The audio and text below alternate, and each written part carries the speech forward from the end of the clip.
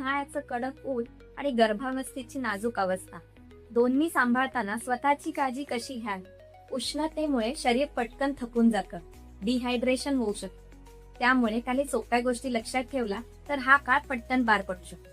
सर्वात महत्वाचं, भरपूर पाणी प्या. दिवसातून 2.5 ते 3 लिटर पाणी पिणे आवश्यक आहे. यासोबतच नारळ पाणी, ताक, लिंबू पाणी या गोष्टी घेणंही डिहायड्रेशन मध्ये मदत करू शकते. शरीरात पाण्याची कमतरता होऊ देऊ नये. दुसरी महत्वाची गोष्ट म्हणजे उन्हाळ्यात हलका आणि पौष्टिक आहार घ्या. टरबूज, खरबूज, संत्री यासारख्या फळांचा समावेश करा. दही, सलाड हे सुद्धा आहारामध्ये असणं आवश्यक आहे. खूप तेलकट, मसालेदार आणि बाहेरचे अन्न टाळा. उन्हाळ्यात शक्यतो दुपारी 12 ते 4 या दरम्यान बाहेर जाणं टाळा. बाहेर जाणं अत्यावश्यकच असेल तर छत्री किंवा टोपी घाला आणि सुती व सैल कपडे वापरा. यामुळे शरीर थंड राहण्यास मदत होते. स्वच्छता आणि त्वचेची काळजी घेणं देखील तितकंच महत्वाचं आहे.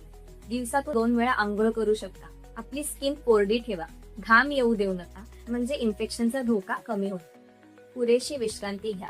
थकवा जाणवायला लागला की आराम करा. पाय सुजत असतील तर झोपताना पायाखाली उशी ठेवून झोपत राहा.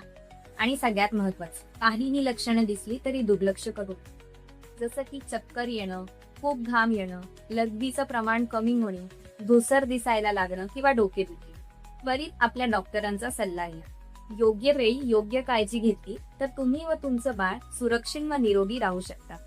अशाच हेल्थ रिलेटेड टिप्ससाठी या चॅनेलला फॉलो करा.